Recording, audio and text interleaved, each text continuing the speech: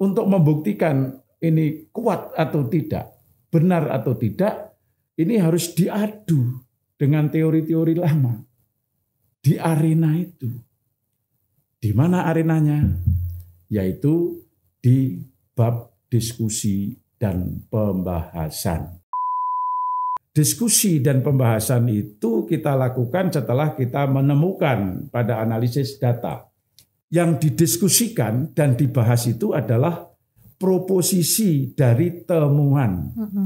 Apa itu proposisi? Yaitu saya ulang lagi, pernyataan peneliti tentang temuan dari perspektif teori. Nah, pertama syaratnya tentu saja adalah proposisi yang kita nyatakan tentang temuan dari perspektif teori itu harus tegas dan jelas.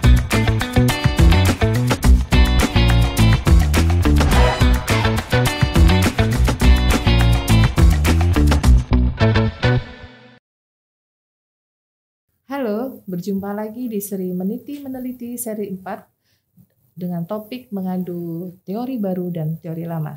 Dalam 30 menit ke depan, saya Oktavia Vidianti akan menemani teman-teman sekalian melalui ruang Meniti-Meneliti yang dapat disaksikan secara live streaming melalui Tribun Jatim Network.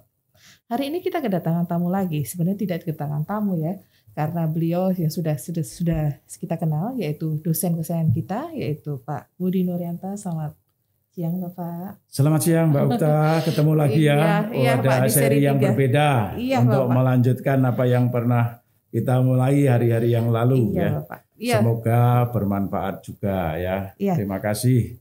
Ya, terima kasih Bapak. Baik, selanjut saja ya teman-teman. Pada hari ini seri meneliti ini seri keempat tentang mengadu teori lama dan teori baru. Seperti apa ulasannya? Mari kita saksikan pemaparan Pak Budi Nurianta kali ini. Baik Bapak, sekarang kita langsung saja. Apa maksud judul seri keempat ini Pak? Mengadu teori lama dan teori baru. Wah. Dan ini Pak, di mana arena aduan itu dan siapa pengadunya? Seperti itu Bapak. Aduh, Bapak. Ya, kayak tinju ya. Ya. Kayak tinju gitu. Baik, mungkin ada gambar yang bisa menolong kita untuk menjawab pertanyaan Mbak Okta ini ya. Begini, sesungguhnya ya, judul mengadu teori lama dan teori baru itu, kalau saya ingin jawab dulu di mana itu arenanya. Itu kalau dalam penelitian itu kita lakukan setelah analisis data, yaitu pada diskusi dan pembahasan, kan gitu ya. Jadi merah itu saya gambarkan itu adalah arena aduan, ya, arena aduan. Tapi begini, nalar logisnya begini.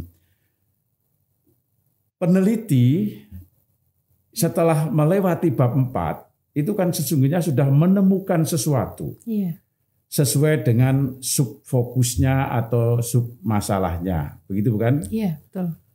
Lalu sesuai janji di bab 1, gitu kan, mestinya tentang kebaruan, gitu ya, dan pentingnya juga temuan ini kan sebagai sesuatu yang baru, ya, temuan ini kan sebagai sesuatu yang baru. Maka kita mesti menyatakan temuan baru tadi dari perspektif teori ya, yang sebagai kerangka atau landasannya.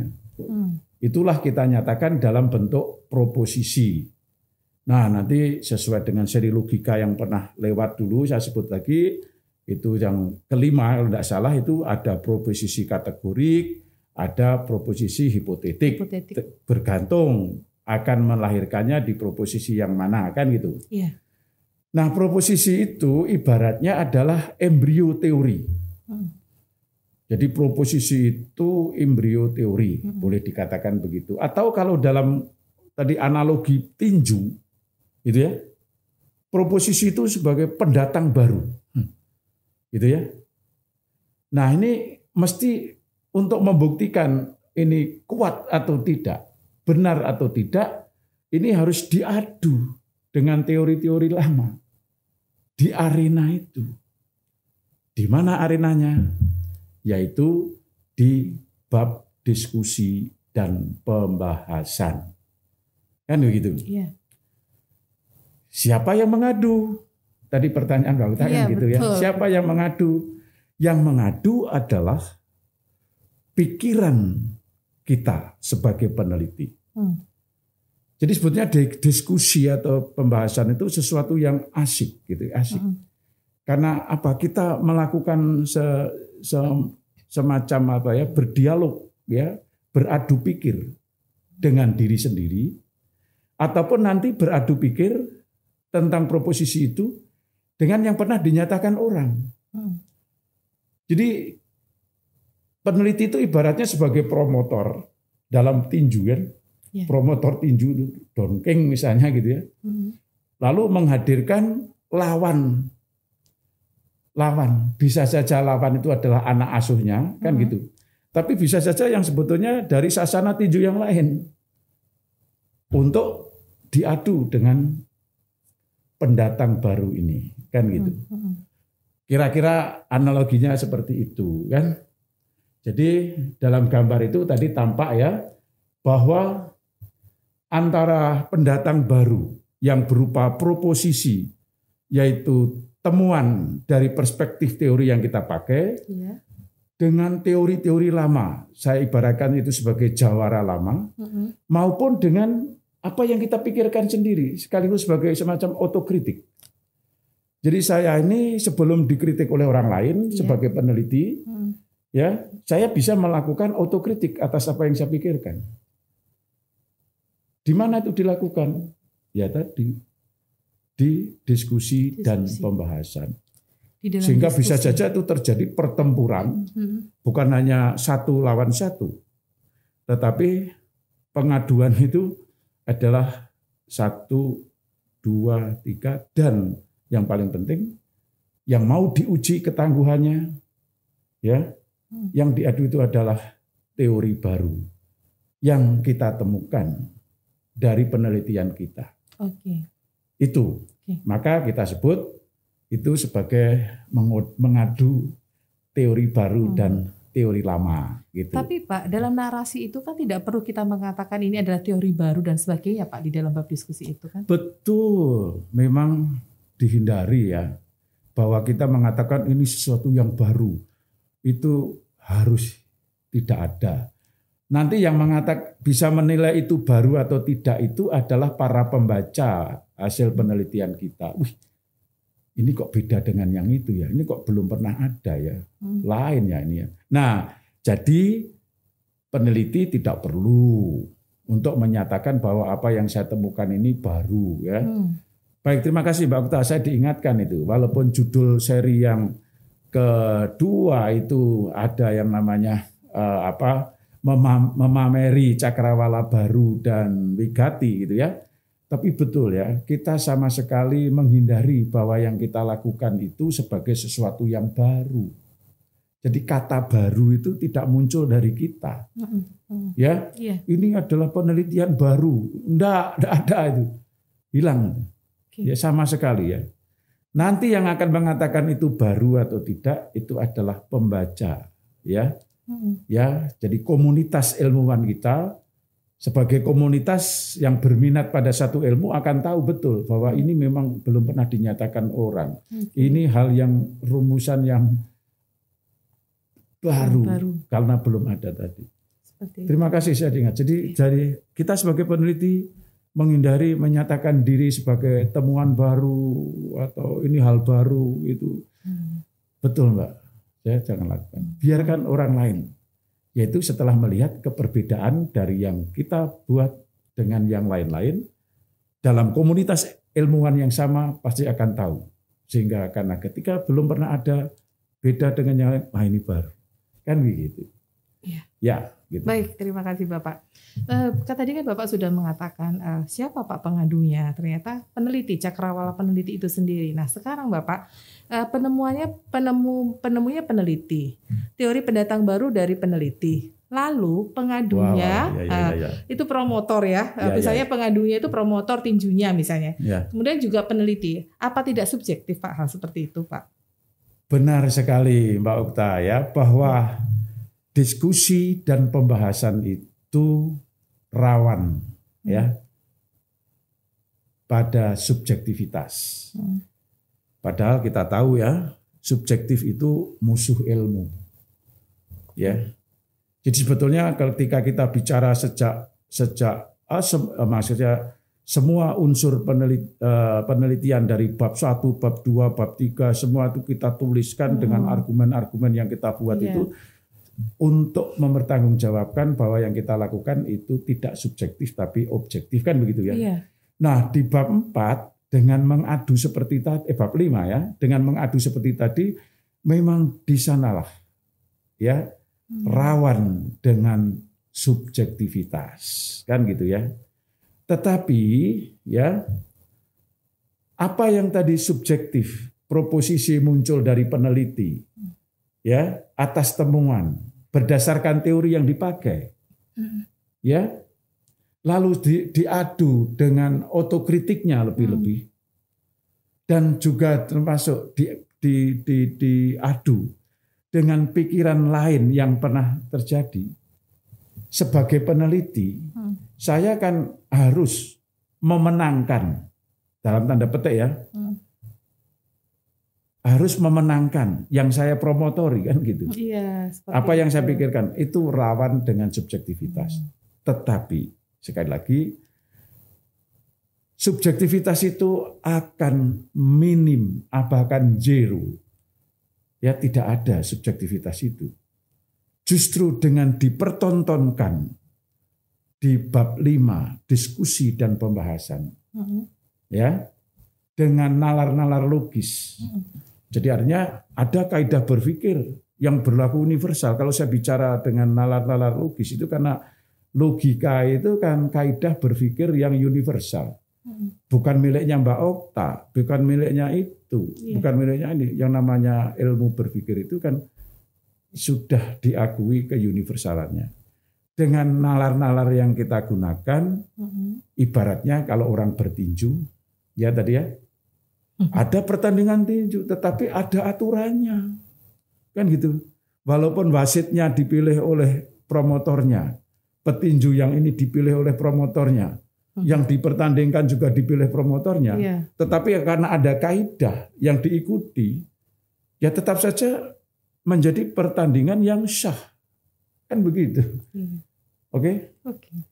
Itu saya pikir. Jadi kita menghindar atau katakanlah meminimalkan subjektivitas yang bisa terjadi pada pengaduan ini selama kita menggunakan kaidah-kaidah berpikir. Kaidah bukan dan asal-asal. Arena yang sah ya Pak ya. Ya. Kaidah dan arena yang sah agar tetap objektif seperti itu. Itulah jadi diskusi pembahasan itu adalah arena tempat kita untuk ya sebut saja tadi bermain, menguji ya. Menguji dari apa yang kita pikirkan di hadapan orang lain biar orang lain tahu ini loh begini gitu. Semua bisa menyaksikan itu. Apakah saya subjektif atau saya objektif akan disaksikan. Baik. Akan mengetahui apakah saya subjektif atau objektif. Nah sekarang Pak, bagaimana nih mengadu yang subjektif itu menjadi objektif? Itu pertama. Kemudian apa persyaratannya? Syaratnya apa itu? Dan bagaimana Pak prosedurnya? Nah seperti itu kan. Kita kan wah gimana caranya objektifnya kita tetap ini, padahal kita itu dapat ini, kita dibantu oleh promotor harus ini. Nah sekarang langkah-langkahnya itu seperti gimana? Oke, mungkin kita lihat gambar yang kedua lagi dulu ya, untuk bisa menjelaskan bahwa sesungguhnya yang subjektif tadi bisa dianulasi. Tadi saya katakan bahwa diskusi dan pembahasan itu kita lakukan setelah kita menemukan pada analisis data. Kan gitu ya. Lalu yang didiskusikan dan dibahas itu adalah proposisi dari temuan. Apa itu proposisi? Yaitu saya ulang lagi, pernyataan peneliti tentang temuan dari perspektif teori. Nah, pertama syaratnya tentu saja adalah proposisi yang kita nyatakan tentang temuan dari perspektif teori itu harus tegas dan jelas. Ya. Ibaratnya kalau ini petinju gitu ya, yang mau dimunculkan dalam arena, maka jelas siapa petinju ini, jejak ya, rekam jejak sebelumnya. Kan gitu. Yeah. Bukan tiba-tiba saja nemukan dari pasar, dicomot lalu dinaikkan gitu, tapi pasti sudah ada rekam jejaknya. Yeah. Kan gitu ya. Nah, rekam jejak itu sebetulnya sudah dilakukan di bab 4, yaitu ini datanya, ini gitu, lalu saya menemukan ini, lalu saya itu kan gitu ya. Gitu ya. Lalu tentang temuan itu ya, kita nyatakan itu sebagai subjeknya dalam proposisi atau sebagai antesedennya. Jadi subjek kalau kategorik, ya kalau proposisinya kategorik itu sebagai subjek, tetapi kalau sebagai yang hipotetik itu menjadi anteseden. Teori ditempatkan sebagai predikatnya atau sebagai konsekuennya. Nah, ini mesti benar dulu ya. Jadi membuat proposisi itu dengan subjek atau antesedennya adalah temuannya, ya. Dan kemudian predikat atau konsekuennya itu adalah dari teori. Gitu ya. Lalu jangan lupa dalam batas lokus, ya dalam batas sumber data. Jadi kita tidak membuat pernyataan atau proposisi itu lalu lepas dari sumber datanya. Jadi pertama-tama kita mesti mencari itu dulu. Ya, gitu. Itu prasyaratnya. Lalu bagaimana langkah mengadunya? Ya, nah, langkah mengadunya. Secara garis besar. Prosedur mengadu itu dapat kita lakukan dengan 3 tahapan garis besarnya ya. Apa itu? Pertama, ya kita mengeksplanasikan proposisi itu, menjelaskan kan gitu. Ibaratnya ada announcer ya MC ketika belum tinju lalu inilah petinju dengan nama ini dari sasana ini dengan prestasi ini berapa ya itu dijelaskan dulu. Itu yang namanya eksplanasi. Ya kita jelaskan. Dinarasikan terlebih dahulu. Sehingga apa yang dimaksudkan itu atau siapa yang akan diadu ibaratnya itu itu tuh ya kayak gitu. Jadi kita harus menjelaskan dulu proposisinya. Nah kalau kita mau berurutan, ya tentu saja mudah diikuti orang, ya. Ya, kita mulai dengan menjelaskan dulu subjeknya. Apa yang dimaksud itu? Kalau saya membuat, misalnya ini contoh yang belum kan ilmiah ya, tapi nanti ada contoh ilmiah barang yang lebih ke situ. Tahu itu enak, oke? Maka saya harus menjelaskan dulu tahu itu apa, subjeknya kan dulu. Ibaratnya kan gitu. Oke, tahu itu apa? Yang saya maksud tahu itu enak. Apakah tahu yang saya maksud itu adalah tahu bacem? Ya toh? Apakah tahu itu kriuk? Tahu yang mana? Yang saya katakan tahu enak itu harus dijelaskan sehingga saya mengatakan tahu itu enak. Tahu yang mana ini? Kan gitu ya. Tahu Sumedang atau tahu yang mana? Tapi harus dibuat tahu itu enak. Apalagi sudah ada itu. Itu kan penanda tertentu kan gitu ya.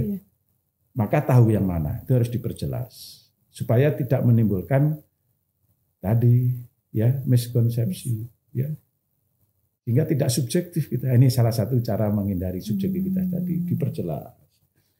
Lalu enak itu apa yang saya maksud? Jadi ketika saya mengatakan enak bagiku ya tadi itu apa? Kan gitu. Sehingga saya mengatakan itu enak. Oh, dijelaskan kan gitu. Nah, tentu saja penjelasan ini saya ulang kembali mengacu teori yang bersinergi kanan kiri. Tidak keluar dari itu, ya. Itu. Jadi eksplanasinya tetap ke situ. Tetap pada kanan kiri tadi ya Bapak ya, tidak sembarang di teori tidak ada itu. Kemudian memberi penjelasan yang keluar dari teorinya. Kan begitu. Lalu yang ketiga, mengeksplanasi hubungan antara subjek dengan predikat tadi. Jadi pernyataan tahu itu enak itu juga dijelaskan gitu ya. Gitu. Kenapa dia mengatakan tahu itu harus harus ada proses lah gitu. Maksud saya itu adalah secara rasional penjelasan tahu itu enak kan gitu. Ini eksplanasi ya. Jadi mulai dengan menjelaskan subjeknya atau antecedennya ya gitu. Itu sisanya, berarti proses berpikir ya Pak ya? Ya proses berpikir. Iya dari dalam eksplanasi. Nanti ada penjelasan lagi ya. Saya harap akan sampai ke situ. Lalu setelah mengenalkan inilah petinju yang Yohanes, ya gitu sudah kan? Lalu yang satu kan, lalu mulailah diadu. Ya, nah ini tahapan yang dinanti-nanti ini ya, yaitu mengoposisikan. Ya, tahapan kedua itu oposisi. Apa itu ya? Melawankan. Dilawankan gitu. Bagaimana melawankannya? Ya saya pikir mudah ya Mbak. Apa itu? Kita membuat pernyataan yang berbeda. Ini yang disebut antitesis. Jadi proposisi kan sebuah tesis. Lalu kita sehadapkan, kita konfrontasikan gitu ya dengan tesis yang berlawanan. Kan gitu. Nah, antitesis ini bisa dibuat sendiri. Ini yang tadi otokritik tadi ya. Nah, bagaimana membuat antitesis? Itu salah satu cara berpikir di dalam logika itu kan apa yang disebut bernegasi. Menegasikan, menidakkan kan gitu. Contoh, kalau tadi saya mengatakan tahu itu enak. Lalu saya negasi subjeknya. Bukan tahu itu enak. Nah, bukan tahu itu apa? Tapi sekali lagi negasi itu proses. Bukan tahu itu apa? Oh, tempe. Jadilah dilawankan. Ada kan? Iya. Tadi proposisi saya kan tahu itu enak. Tahu itu enak. Lalu dilawankan dengan proposisi tempe itu enak. Diadu. Kebenarannya yang mana kan gitu? Iya. Betul? Betul Pak. Ya, paham. Atau kita melawankan predikatnya. Dengan menegasi. Kalau tadi saya mengatakan tahu itu enak, ya. Sekarang yang saya negasi adalah predikat. Sehingga saya mengatakan tahu itu tidak enak. Tapi saya ulang. Negasi itu jalan berpikir. Setelah itu harus dipositifkan. Oke? Nah, tidak enak itu apa? Oke? Iya. Misalnya tahu itu kasinen. Oke? Iya. Ya? Iya. Nah, sehingga akan berhadapan ada proposisi tahu itu enak, tahu itu asin, dengan tahu itu kasinan.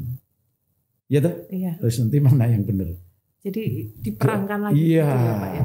Oke. Oke Pak, baik. Nah, barangkali Mbak Okta, barangkali ya ada orang yang pernah mengatakan bahwa tahu itu kasinan. Nah, inilah. Maka pernyataan yang di antitesis itu tidak datang dari kita, tetapi dari pernyataan orang lain yang mengatakan tahu itu kasinan, gitu loh. Iya. Sehingga kita mengadu pernyataan tahu enak dengan tahu kasinan yang dinyatakan oleh orang lain, kan begitu? Iya. Bisa jadi pada penelitian juga gitu, pada diskusi apa yang kita proposisikan itu diadu dengan pernyataan orang lain yang ada di dalam jurnal-jurnal atau karya sebelumnya. Betul. Gitu kan? Iya, betul Pak.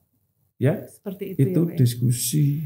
Itulah yang saya katakan proses mengoposisikan itu ya. Oke. Baik, Pak. Tapi jangan lupa. Saya kan promotor. Oke? Oke. Dalam tinju itu kan. Iya. Dan itu adalah pilihan saya. Kan gitu ya. Iya. Oke? Iya. Maka saya kan harus berusaha memenangkan. Memenangkan itu tadi. Ada unsur subjektif sedikit masuk situ. Ya, tapi tetap nanti objektif itu. Iya. Memang niat kita meneliti mau menunjukkan hal baru. Bukan? Iya. Jangan sampai yang kita adu tadi jago kita kalah. Kan gitu? Iya. Oke? Apakah tidak ada pemaksaan Pak hal seperti itu misalnya? Sekali lagi. Ya toh? Iya. Tentu tidak. Kalau tadi diawali prasyarat. Prasyarat tadi ya Pak. Prasyarat tadi sudah terpenuhi dulu. Iya. Kalau prasyarat tadi tidak dipenuhi ya barangkali lalu wah jane ora jawara dipaksa-paksa, lalu ada yang namanya ini dagelan tinju, ini kan begitu ya. Iya, Pak. Nah sekali lagi supaya tidak menjadi dagelan tinju, prasyarat tinju profesional ini harus dipenuhi kriterianya gitu loh. Ya. Betul ya? Betul, Pak. Iya, gitu kira-kira. Baik, Bapak. Itu kita harus memenangkan, kan gitu. Nah, bagaimana supaya menang gitu ya? Nah, tentu saja seperti pada tinju, kita harus tembak dan kita pukul lawan itu pada titik lemahnya. Inilah yang oleh Popper disebut sebagai proses falsifikasi. Gitu. Ya, menunjukkan kesalahan, kelemahan dari teori-teori lama ataupun pernyataan-pernyataan yang tadi berantitesis. Ya, kenapa? Karena dalam pahaman ilmu pengetahuan menurut Popper itu, setiap kebenaran itu mengandung falsifiabilitas. Jadi ada kedapatsalaan. Jadi tidak ada kebenaran mutlak dalam pengetahuan. Jadi mungkin salah. Walaupun kita teori itu sudah terkenal dan sebagainya, apapun pasti akan mengalami falsifikasi. Tidak ada, saya pikir teori yang bisa bertengger sampai berabad-abad dari awal sampai akhir abad. Berkembang, itulah yang ilmu itu akan berkembang karena selalu teori-teori yang lama itu ditemukan kelemahannya, difalsifikasi oleh yang berikutnya ataupun bahkan oleh dirinya ya untuk kemudian ada teori baru. Nah, karena itu tadi kembali dalam pertandingan ini, dalam pengaduan itu tugas kita ialah ya memukul kelemahan yang berantitesis, kan gitu ya. Iya. Dilihat titik lemahnya, itulah yang dipukulkan gitu. Dan jangan sampai ya kita harus menyembunyikan. Iya. Kalau ya tentu saja ini biasa kan. Kelemahan dari jago kita ini kita tonjolkan gitu. Oke? Tapi kita mesti mengunggulkan bahwa kita menunjukkan kekuatan kita gitu ya. Ya, bahkan kekhasan kalau kita dikenal dengan pukulan yang oleh Muhammad Ali itu yang sampai sekarang belum bisa meniru ya, itu yang sambil itu apa itu swing itu apa itu ya, yang itu. Nah ini kekuatannya, ya. Kalau Tyson dulu terkenal dengan yang leher betonnya gitu, ini kekuatannya. Jangan sampai tahu kelemahan dari Tyson itu sendiri. Oke, kira-kira begitu. Jadi tugas kita dalam diskusi dengan demikian ialah ya bisa saja didebat lagi, ini pasti subjektif itu ya tadi. Yaitu apa? Menunjuk, memukul ya, memukul kelemahan. Itulah yang disebut proses falsifikasi. Oke? Ya, Pak. Itu yang dipukul itu. Falsifikasi. Oke. Nah, penelitian pada diskusi kok malah menjustifikasi teori lama. Jadi apa yang lama itu dijustifikasi. Sehingga penelitian ini kan sebetulnya hanya menambahi tentang itu kan sudah dibuktikan oleh penemunya. Kenapa kok kamu ikut membuktikan lagi? Mestinya kan tugasmu itu apa? Menunjukkan kelemahan sehingga yang lama itu tadi jadi baru, kan begitu. Iya. Nah, kalau penelitian menjustifikasi teori yang lama yang dipakai, waduh, ya ilmu tidak akan berkembang, bukan? Iya, Pak, betul. Oke, Pak. Dalam Seloroh saya sering mengatakan gitu, Seloroh ini ya, kamu kuliah dibiayai oleh yayasan itu toh. Jadi kita katakanlah orang menggunakan teorinya katakanlah Sapir, ya, gitu ya, andai kata ya, gitu ya, atau teorinya Pike gitu ya. Lalu pada hasil penelitiannya tidak merevisi sama sekali teori Pike itu. Malah ditegaskan benar gitu. Maka Seloroh saya, kamu kuliah dibiayai oleh yayasan baik dah. Kok sampai neliti aja itu membela dia gitu. Padahal tugas kita kan sebetulnya apa? Kuliah. Nah, menemukan kebaruan dari itu. Untuk merobohkan teori lama menjadi teori baru. Itu ilmu yang akan berkembang. Betul? Iya. Ya? Iya. Kalau kita mau justifikasi, maka justifikasi kita itu adalah justifikasi pada proposisi baru kita. Sebagai pendatang baru lewat aduan tadi betul-betul juara. Sehingga sabuk juara itu sekarang ada pada saya. Betul? Iya. Mesti kan gitu. Okay. Ini di mana? Di diskusi dan pembahasan. Oke, Pak. Tapi gini, Pak. Gimana agar itu tidak terpeleset seperti itu, Pak? Seperti apa itu, Pak? Oh, gini ya. Agar upaya itu tidak terpeleset gitu kan, kita kan sudah ada eksplanasi, ada antitesis, ada falsifikasi. Nah, gimana agar upaya kita itu tidak terpeleset gitu ketika dalam bab diskusi itu? Oh ya, mungkin supaya tidak terpeleset, sebelum itu kita mesti dulu ya benar ya di dalam proses pengaduan itu. Jadi supaya kita tadi tidak terpeleset dan akhirnya dicaci maki sebagai pengaduan yang dagelan, misalnya begitu kan? Ya, tadi dalam tahapan-tahapan yang tadi eksplanasi gitu ya, kemudian oposisi dan kemudian falsifikasi itu mesti benar dulu ya. Ibaratnya kalau kita tadi mau memukul ya uppercut yang betul gitu ya. Sehingga tidak ada wasit yang mengatakan lalu teranulasi gitu kan. Jadi betul. Nah misalnya gini Mbak, saya beri contoh ya. Maksudnya gini, pada saat kita ini mau mengeksplanasi baik subjek, predikat maupun hubungan subjek dan predikat gitu ya, gunakan cara berpikir yang benar. Apa itu? Ya namanya menjelaskan kok. Ya kita selalu dipancing oleh teknik berpikir definisi ya. Apa artinya itu? Apa sebab demikian itu? Mana yang penting dari itu? Gitu ya. Mana buktinya? Terdiri atas apa? Jadi ini tadi teknik-teknik berpikir logis yang bisa dipakai untuk menjelaskan baik subjek maupun predikatnya. Oke? Sehingga secara tadi prakondisi yang kita miliki itu memang dikenal layak, itu kita mesti jelaskan dulu dengan benar. Lalu pada saat oposisi ya, pada saat kita menandingkan itu, gunakan cara-cara berpikir seperti misalnya apa yang berbeda antara ini dan itu. Ini yang namanya teknik berpikir komparasi perbedaan gitu ya. Terus atau menggunakan anti klimaks gitu ya. Itu apa? Apa yang lemah dari teori dia? Itu namanya anti klimaks ya, meragukan pikiran orang lain itu dalam logika dikatakan berpikir anti klimaks gitu ya. Oke? Atau juga kembali kausal itu memang cara berpikir yang hebat sekali ya, bisa dipakai di mana-mana. Apa sebab, apa akibat itu ya.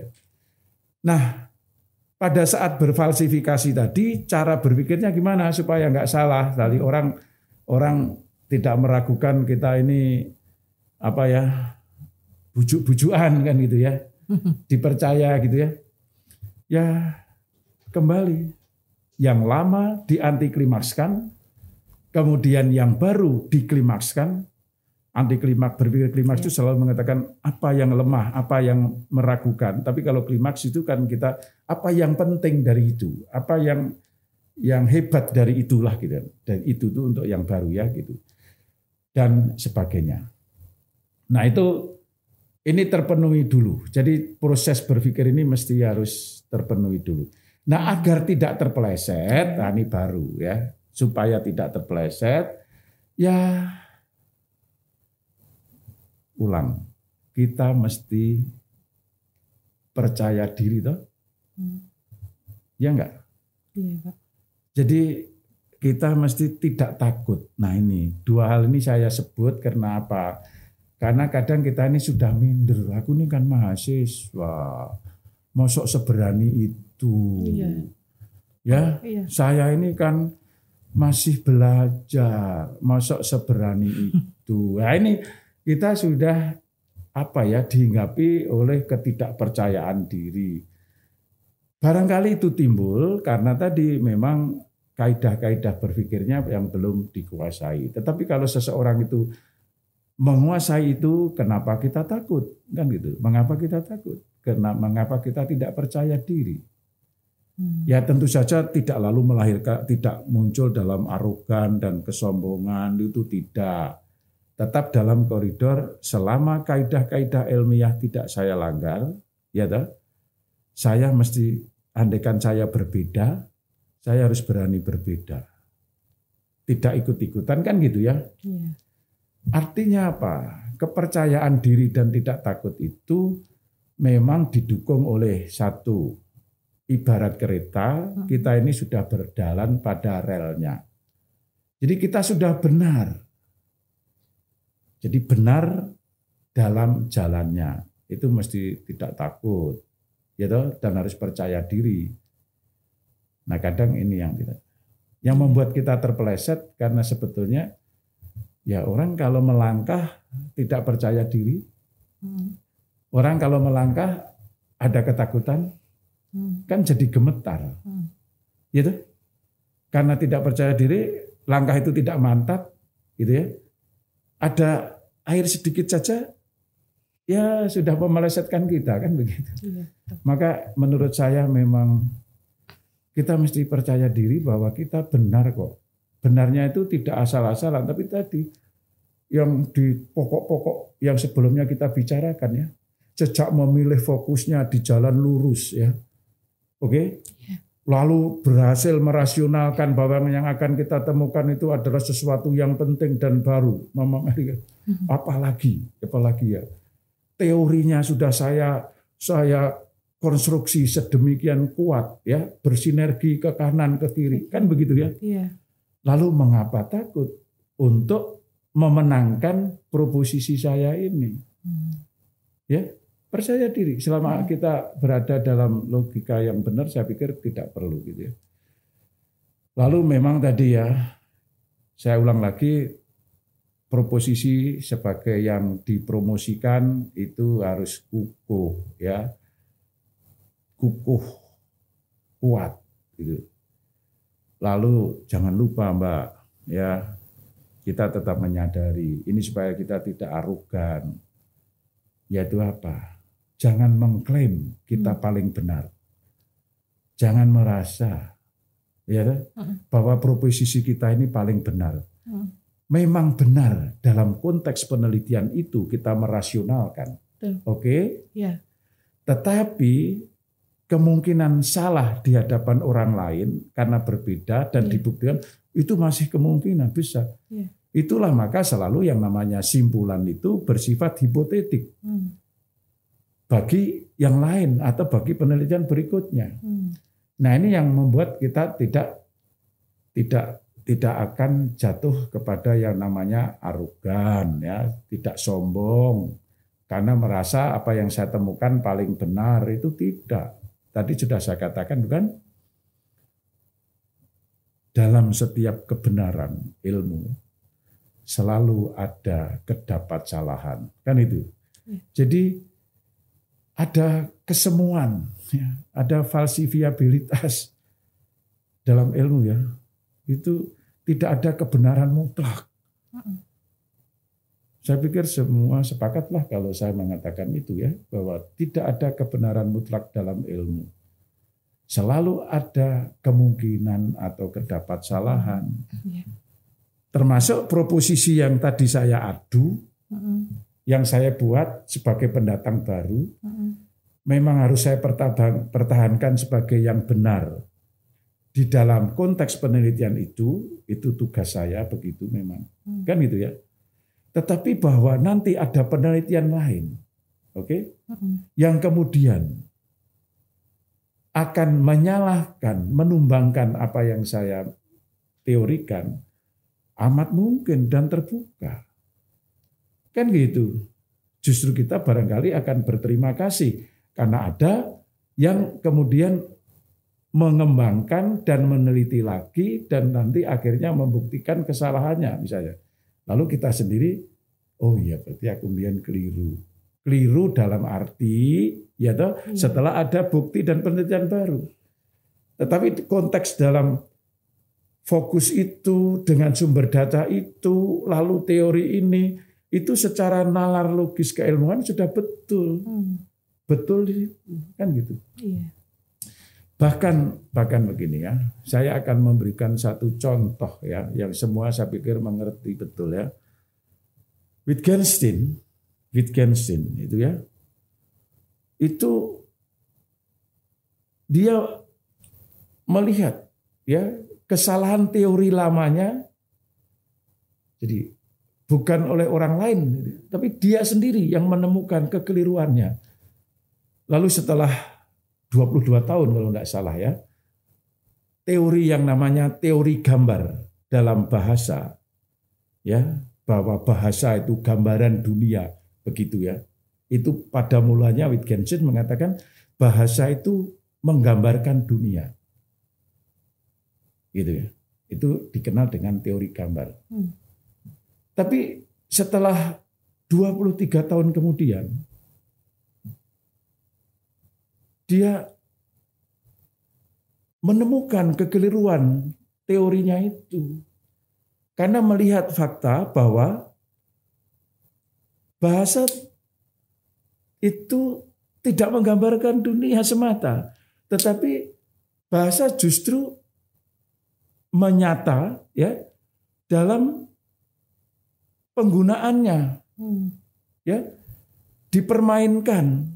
Bagi orang yang satu jadi begini sesuai dengan lapangan permainannya. Maka dikatakan itu teori permainan bahasa. Jadi bahasa itu dapat digunakan ya oleh siapa saja, di tempat mana saja, ya. Lalu meskipun sama tapi menjadi berbeda. Yang amat bertentangan dengan teori gambar. Ya. Nah, ini artinya bahwa apa yang pernah dia rumuskan sendiri sebagai satu teori gambar tentang bahasa yang satu lawan satu. Jadi teori gambar itu kalau dalam bahasa kan wujudnya begini. Satu kata menggambarkan satu referensi, satu konsep. Itu. Ya. Satu lawan satu. Tetapi kenyataannya kan tidak ya. Satu kata bisa saja oleh orang itu ini, imajinasinya ke sana, asosiasinya ke sana, di tempat ini begitu. Maka itulah yang sesungguhnya inti dari revisi teori Wittgenstein oleh dirinya sendiri, ya, bukan oleh orang lain, ya, karena perkembangan waktu, ada bukti-bukti yang lain, akhirnya bahwa teori lama itu salah dan menjadi teori baru. Jadi supaya kita tidak terjatuh pada yang namanya ya kesombongan ilmiah, kan ya, arogansi keilmuan, kita mesti menyadari dalam kebenaran yang saya buat dengan proposisi baru itu tetap masih terdapat falsifiabilitas. Dan itu bisa saja nanti lewat penelitian saya sendiri atau mungkin orang lain yang melanjutkannya, ya dah, itu berubah. Itulah perkembangan ilmu pengetahuan. Kan gitu. Kalau tidak begitu tidak akan berkembang. Paham? Paham. Gitu ya? Jadi itu ya Pak ya. Ya, biar tidak terpeleset. Mungkin seperti itu supaya tidak terpeleset gitu ya. Nah, ada teman mungkin atau mungkin Mbak Okta. Oh, tadi saya sudah contohkan dengan tahu ya. Dan tahu itu enak. Tapi kalau boleh saya akan mencontohkan yang misalnya berkaitan dengan proposisi keilmuan. Ya, lalu bagaimana mengeksplanasi, bagaimana mengoposisi, bagaimana itu nanti hasilnya gitu. Begini Mbak Okta ya, Ada satu penelitian misalnya ya, ini pernah saya contohkan juga pada seri logika yang kelima ya. Mahasiswa ini meneliti tentang simbol, ya simbol. Lokusnya adalah mantra, oke, mantra. Lalu dia menemukan salah satu fokusnya itu ya, bahwa simbol yang ditemukan dalam mantra itu adalah berasal dari bentuk-bentuknya berasal dari protolingual, dari bahasa-bahasa lama gitu ya. Gitu. Lalu yang bersangkutan ini meneliti dari landasan dari kerangka teoritis yaitu metapragma semiotika. Jadi dia meneliti penggunaan simbol pada mantra tetapi yang di atas itu. Jadi bukan yang semata-mata kita melihat orang itu menggunakan simbol lalu sudah selesai, tidak. Tetapi dia menembus, mau cari tahu ya dalam hubungannya dengan yang di luar yang dimantrai itu kan gitu. Kan gitu ya. Maka lahirlah satu proposisi setelah menemukan simbolnya itu bentuknya adalah protolingual. Lalu teorinya adalah teori metapragma semiotika. Andai kata dinyatakan dalam proposisi yang kategori, maka tadi yaitu bahwa unsur protolingual itu temuannya sebagai subjek dalam balian mantranya. Lalu sekarang predikatnya apa? Predikatnya yang merepresentasikan metapragma semiotika itu misalnya apa? Mentransendesikan motif-motif ritual mantra itu. Jadi kata mentransendensikan itu adalah kata pokok dalam studi metapragma semiotika. Saya mau memberi contoh ini misalnya, jangan sampai predikat dari suatu proposisi itu tidak menjadi karakter spesifik, sebut saja begitu ya, hal yang substansial dalam teorinya. Jadi predikatnya tiba-tiba saja muncul, padahal dalam kajian teori kembali ke tadi ya, mengonstruksi teori bersinergi kanan kiri itu ya, karena pada saat kita membuat proposisi predikat itu harus diambilkan dari yang ada di teori, tidak boleh tidak. Maksud saya, ketika tadi saya membuat satu pernyataan unsur protolingual dalam balian mentransendensikan motif-motif ritual, maka pernyataan mentransendensikan motif-motif itu pasti sudah merupakan bagian dari kajian di teori. Kan gitu. Iya. Itu artinya subjek dari temuan, predikat dari teori kan teori. Gitu. Oke. Iya. Lalu nanti tugasnya tadi menjelaskan apa yang dimaksud unsur protolingual. Tapi jangan kembali mengulang apa yang sudah dinyatakan di bab 4. Iya. Kadang kekeliruannya, keterplesetannya itu ialah bahwa ketika mengeksplanasi, itu kembali ke penyajian dan analisis data. Bosen sing moco. Iya betul. Sering saya membaca seperti itu, Bapak. Jadi wong tugasnya mengeksplanasi, lah kok kembali menduplikasi apa yang sudah disajikan di bab sebelumnya. Tidak. Tadi menjelaskan tadi kan, karena itu tidak ada duplikasi atas apa yang dinyatakan di bab 44 dan bab 5, tidak ada. Oke? Iya. Itu kejatuhannya sering begitu, ya. Ya. Lalu kesalahan lagi yang sering terjadi apa? Pada saat kita ini beroposisi, gitu ya, mestinya kan mengkonfrontasikan, melawankan, betul, menyehadapkan. Tapi yang dilakukan apa? Malah menyandingkan. Jadi teori yang proposisi yang kita buat itu disejajarkan, dengan disamakan gitu ya, disandingkan dengan yang lama. Jadi tidak diadu, tapi hanya dipamerkan aja di arena itu. Ini loh, podo toh. Wah, padahal kami yang mau menyaksikan pertandingannya kan gitu. Iya. Tapi kok malah ditunjukkan loh podo toh. Ya, iya. Itu keterplesetan itu ya. Di dalam diskusi seharusnya mengadu, tetapi malah mempertontonkan iki loh samanya antara yang saya temukan dengan yang lama. Ya bukan aduan, itu fashion. Gitu ya Pak. Betul kan? Betul Pak. Ya. Tapi saya memang kalau kita baca Pak ya, saya baca itu banyak seperti itu Bapak menyandingkan itu. Menyandingkan. Akhirnya apa? Keterplesetan yang ketiga terjadi juga. Apa? Tidak memfalsifikasi teori yang lama, tetapi malah menjustifikasi. Ya, hakimi ya Pak ya jadi ya. Gitu, jadi tidak, bukan menegaskan, jadi menegaskan ya, justifikasi yang saya maksud itu adalah memberikan penegasan pada yang lama. Yang lama. Gitu kan? Membenarkan teori lama. Tidak menyalahkan atau menunjukkan kelemahannya, tetapi malah makin menegaskan kebenarannya.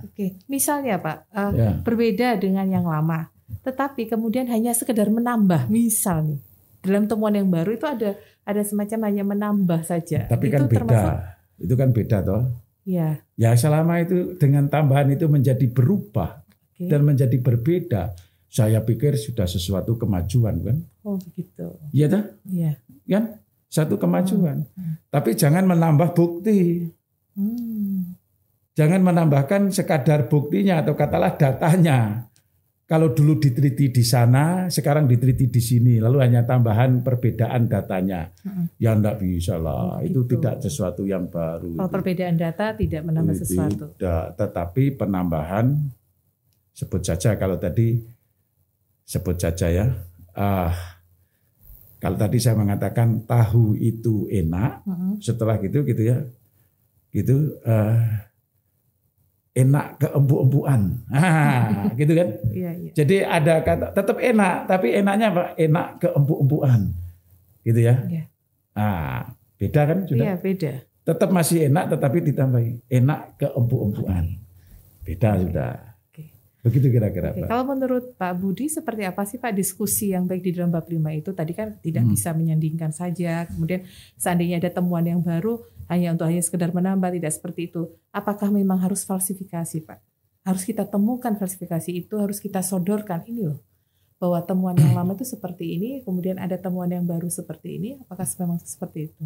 Nah, dalam konteks penelitian itu melahirkan kebaruan, sehingga ilmu itu akan berkembang dan penelitian dimaksudkan untuk mengembangkan ilmu, maka saya harus katakan atas pertanyaan Mbak Okta tadi, bukan hanya harusnya, bahkan wajib ya. Wajib. Ya toh? Iya. Dalam konteks kita meneliti bukan sekadar untuk menduplikasi, tetapi untuk mengembangkan ilmu. Ya, betul? Akan berkembang kalau ada sesuatu yang baru. Sesuatu yang baru dibuktikan kalau berbeda dengan yang lama. Dan itu sungguh berkembang, keberbedaan itu karena apa? Menumbangkan atau katakanlah menunjukkan kelemahan yang lama. Kan gitu? Iya. Begitu? Iya. Ya wajib. Dalam wajib, konteks ya? itu. Oke. Meneliti untuk apa? Kalau meneliti untuk pengembangan ilmu. Tapi kalau orang meneliti di luar untuk itu, ya saya tidak bisa bicara. Paham Mbak? Paham Mbak. Ya, paham. Logis. Iya. Itu jawaban saya. Luar biasa ini teman-teman akan mendapat informasi ini untuk menulis bab 5 Bapak. Sebab kami itu yang untuk menulis bab 5 itu kan kadang-kadang kan ini apa hanya menyandingkan apa temuan baru ini ya. Tentunya melalui dengan langkah-langkah yang Bapak sebutkan tadi.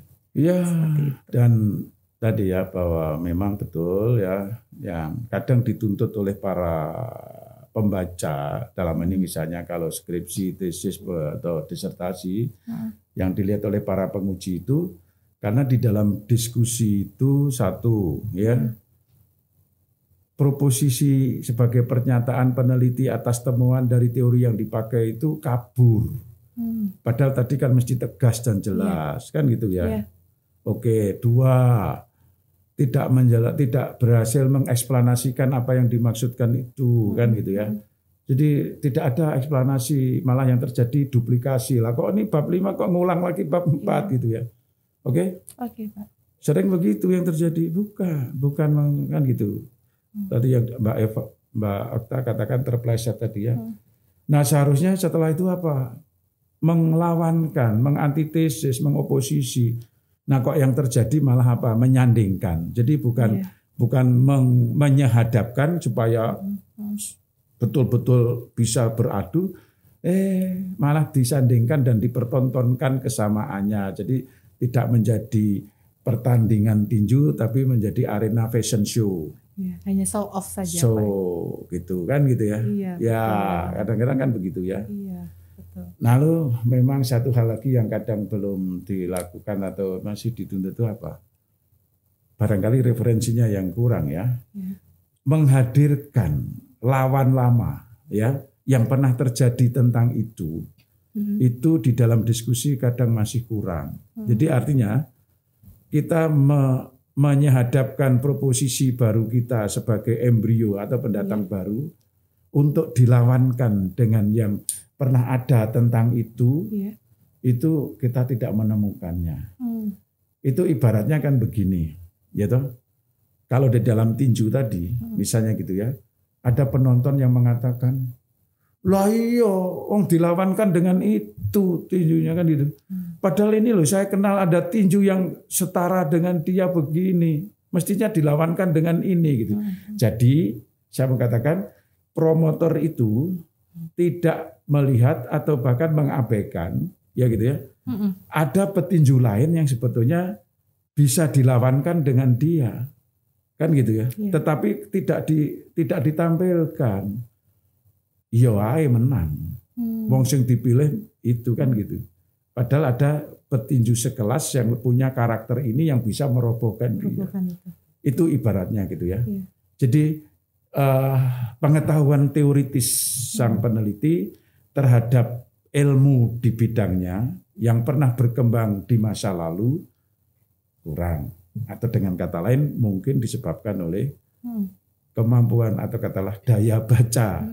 Ya, jangkauan bacanya terhadap literatur di bidang ilmu itu masih harus didorong lagi. Bisa nggak misalnya dalam preposisi temuan saya, embrio saya itu saya banyak gitu loh Pak, lebih dari 2 misalnya, lebih dari 1 misalnya. Bisa tentu saja proposisi itu dinyatakan untuk setiap temuan, untuk setiap fokus gitu ya. Oke.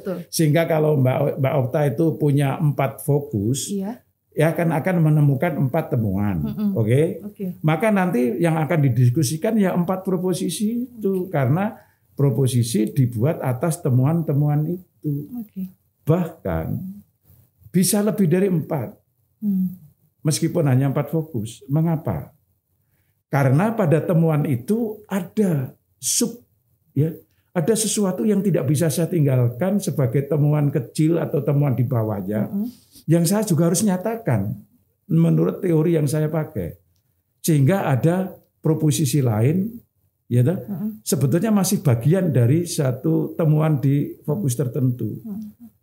Kalau tidak saya nyatakan, waduh eman juga karena ini memang saya lihat juga walaupun tidak saya fokuskan atau masih merupakan. Jadi kalau kita bicara kuantitas gampangannya, jumlah proposisi yang didiskusikan dalam satu penelitian itu minimal sejumlah subfokus atau submasalah ataupun temuannya dalam penelitian itu. Kalau Anda punya 4 fokus kan ada 4 temuan, maka ada 4 proposisi, bukan? Tapi boleh jadi ada fokus tertentu yang mengiring di bawahnya masih berkait tetapi tidak sentral. Saya temukan juga, maka saya harus membuat banyak bisa. Akan melengkapi. Berarti di bawah fokus 4 kemudian ada temuan lagi yang tidak ada di fokus kita jabarkan juga. Iya, bagus. Teknis yang sering ditanyakan mahasiswa adalah di mana saya menyajikan fokus tambahan, proposisi tambahannya. Betul sekali. Oke? Iya. Nah, ya di bawah temuan Iya. atau proposisi atas temuan yang ada itu langsung. Oke. Langsung ya. Oke? Baik, Pak. Oke. Kira-kira Luar begitu. biasa. Saya paham. Baru Iya, kali ini kira-kira paham. begitu. Baik ya.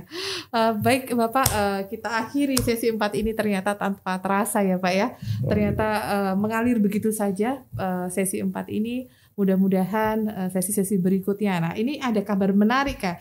Mungkin Ya. ada sesi berikutnya yaitu tentang mengualitatifkan kualitatif. Gila, luar biasa Pak, mengualitatifkan. Bayangkan kualitatif itu harus masih dalam dikualitatifkan. perencangan ya, sudah dalam dipikirkan, sudah ada dalam pikiran, tapi ada seri tersendiri barangkali ya tentang itu. Ya mungkin untuk yang meneliti karena sudah semua bagian dari penelitian itu kita titi ya. Seperti di sesi 1, mengapa dikatakan meniti? Karena kita memang akan beregresi menempuh jalan yang seharusnya harus kita jalani, meskipun itu sempit dan bisa menjadi. Nah, kita sudah menyelesaikan itu sejak dari awal, memilih fokusnya di jalan lurus ya gitu ya. Ya. Kemudian bersambung kepada memaremeri kebaruan, bersambung dengan mengonstruksi teori. kanan kiri. Lalu sekarang kita sudah Teori sampai baru dan teori pada lama. mengadu teori baru dan teori lama dari temuannya. Saya pikir itu dulu, nanti kalau ada yang lain yang tadi sudah Mbak Okta sebut tentang apa tadi mengualitatifkan kualitatif itu saya pikir menarik juga untuk coba kita sharingkan, karena banyak penelitian yang mengatasnamakan dan menyebut ini adalah penelitian kualitatif gitu.